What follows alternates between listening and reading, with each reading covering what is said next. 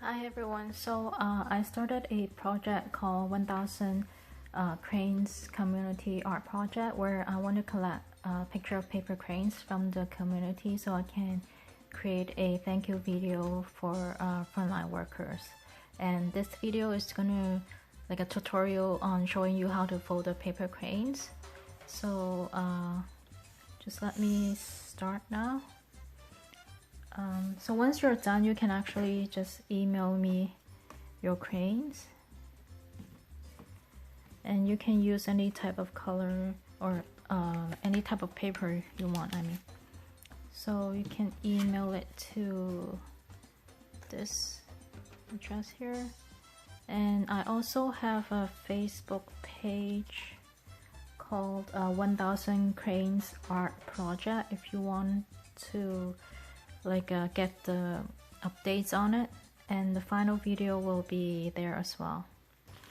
So for you to start, you just need a piece of square paper, and this one is about I think 12 or 13 centimeters, and you just turn it diagonally like this, and the white side should be facing yourself and the color side should be facing the table if you're using like a one-sided color paper. But this one is double-sided, so it's fine. It's kind of a pale yellow. And the first step is just to fold the bottom corner to the top corner like this, so it creates a triangle. So what you want to do is match up the corners and the edges and hold on to it with one hand, and your other hand will press on this bottom line to create the crease. So now you have a triangle. Next step is to turn it sideways like this, so the longest edge is vertical, and then you fold it in half again by bringing the bottom corner to the top.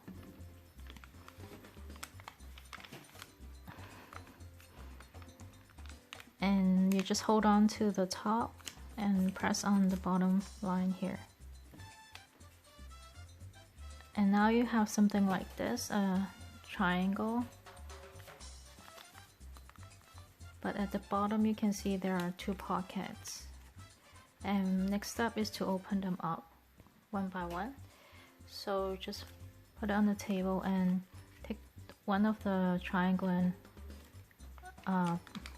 place it like vertically.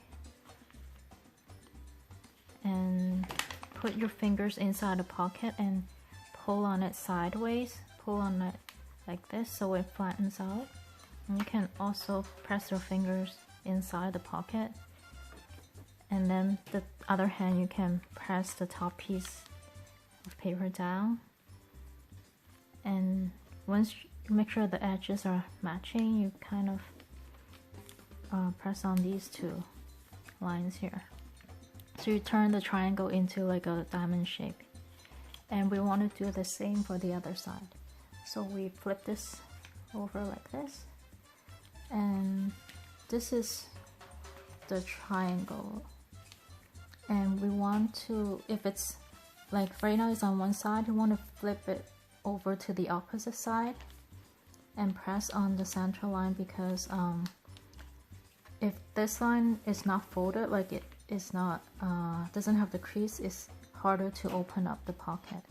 So now you've press on the center line here, you bring this, kind of push it vertical and open up the pocket again, and you can put your fingers inside, and your other hand just press down the top piece to make sure the corners are matching, and then you can press on these two lines. So the next step is doing something called like a guiding line, where you should see like a vertical line right in the middle here, and on both sides there are two pieces of paper. Well, there are 4 layers, but then these two are attached, so when you fold them you pull these two together, just the top layer. You want to bring this bottom edge here, hold it to the center line like this, and same thing for here. this edge, you want to fold it to the middle. And you can actually turn your paper if it's easier for you. So now you have something like this. So the top part is like a kite shape. And we want to open these two up. And you can see two guiding lines here. And next step is to just take the very top piece of paper, the very top layer, and kind of open up as much as you can. So if you kind of open it, and you can actually see the edge is kind of closing in already by itself. And that's what you want to do. You want to bring the edge, fold it to the middle line, the center line here. So you just kind of gently push this in. Because you already did the guiding lines before, it should be much easier. So you want to fold this edge to the middle like this.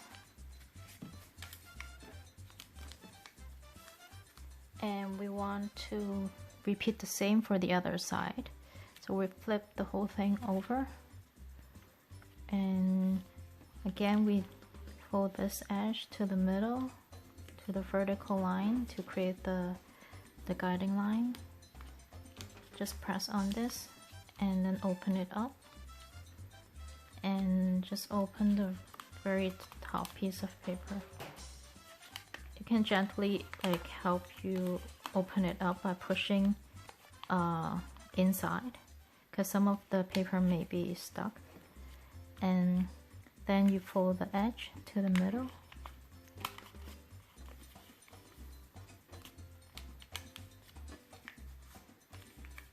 So now you have something like this, where there's a small triangle in the middle and the bottom looks like a pair of scissors. So if you compare it to the finished crane, it's actually, these are the wings and this is the body.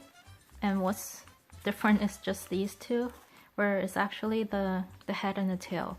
So the next step is actually bringing this upwards to the top where it looks like this.